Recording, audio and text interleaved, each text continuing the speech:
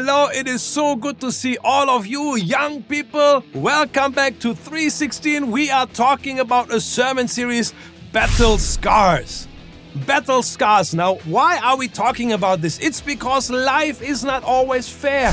Life will throw things at you that you never expected, never planned for, and honestly, you probably don't even deal with. But I want you to know, if you feel like you are in a battle, that you are hanging on by a thread and you don't know what's going to happen, I want you to know that God is with you in that battle. In that fight, God is there and He understands you. He knows what you are going through and He wants to come beside you and pick you up and make sure that you win this battle. Okay, today we're going to talk about a battle, and that is the battle of temptation.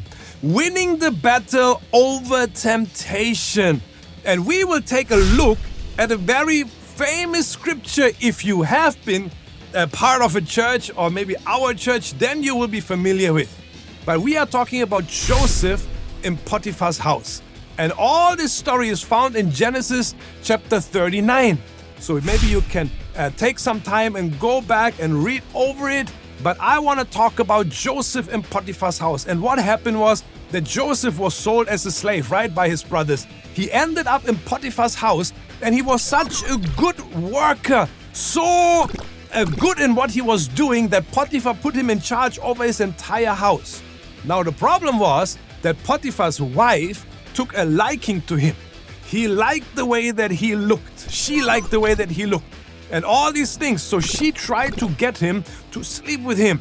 But Joseph refused. And Potiphar's wife made sure that he was thrown into prison for that.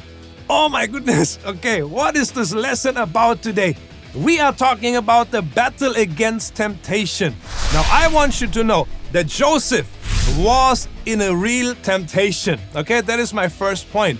The temptation was there just to give in, to give the master's wife whatever she wants, because after all, she could make his life a living hell. Okay? She had the power to do that. In fact, let's just look in Genesis 39, verse 6 and 7. Joseph was a very handsome and well-built young man, and Potiphar's wife soon began to look at him lustfully. "Come and sleep with me," she demanded. So we know that his temptation was real. Because like I said before, the easy thing would have been just to give the master's wife whatever she wanted, because she had the power to make his life miserable. And of course, we know later on that's exactly what she did. But here's the thing, you and I, we will go through temptations in our life. Come on, that is just what life will throw at us. Maybe it will be a temptation to tell a lie, to get out of trouble. Maybe you will be tempted to just smoke when somebody hands you a cigarette and say, everybody is doing it. Maybe you will be tempted to do something that you know is not right. Maybe to cheat on a test. Maybe whatever, you just put something in there. I'm sure that you have faced temptation before, right? And I want you to know it will not stop. Life will keep on throwing temptations at you, one after the other. But we have to understand that we can overcome temptation. Temptation is not a sin. But if we act on the temptation and do wrong things, then it becomes a sin. So if you are tempted, don't worry. You know that God is there, that He wants to give you the power to overcome the temptation so that you don't have to step into it, that you don't have to act on it.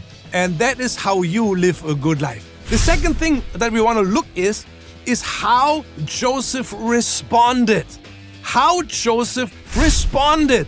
And that is again in Genesis 39, verse 8 and then verse 12. But Joseph refused. "Look," he told her, "my master trusts me with everything in his entire household."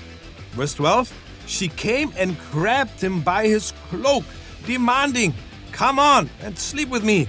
Joseph tore himself away, but he left his cloak in her hand as he ran from the house. I really like the way Joseph responded. See, he didn't try to justify himself and say, maybe I should just give in. It's easier that way. No, he ran away. And I want you to know, if you are faced with the temptation in your life, don't try to make a split. And by that, I mean, don't try to be a good Christian, but go as close to the temptation as possible before you fall into temptation, before you sin. And you kind of making a split. But I want you to know it will never work.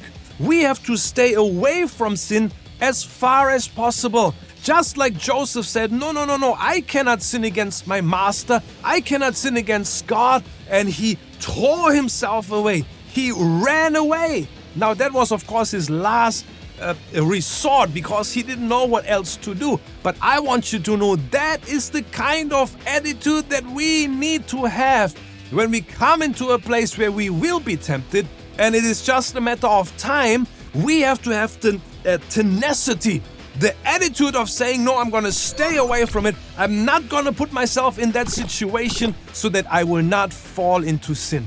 And then I know that you can come against the temptation, and with God's strength, you can overcome and not fall into sin, okay? So there is the temptation, and we have to respond like Joseph did.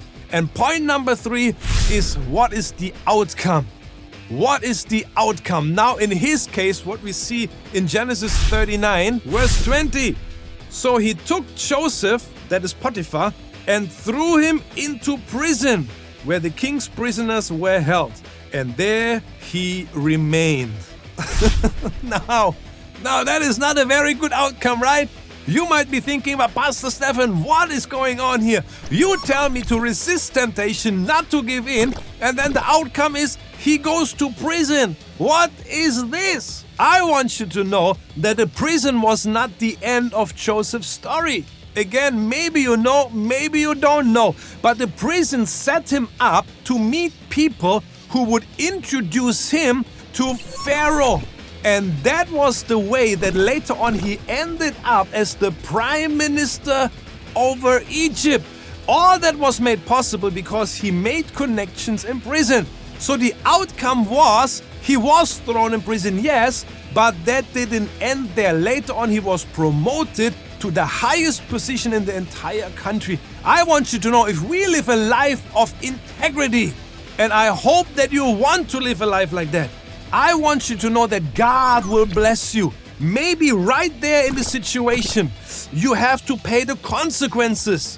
Maybe instead of lying to get out of trouble, accept the consequence that maybe you will have to go through whatever is thrown at you. But I want you to know, if we live a life of integrity, God can bless us, and God can fulfill the plan and the purpose that He has for each and every one of our lives. So make sure that you have the tenacity to say, no, I don't want to give in.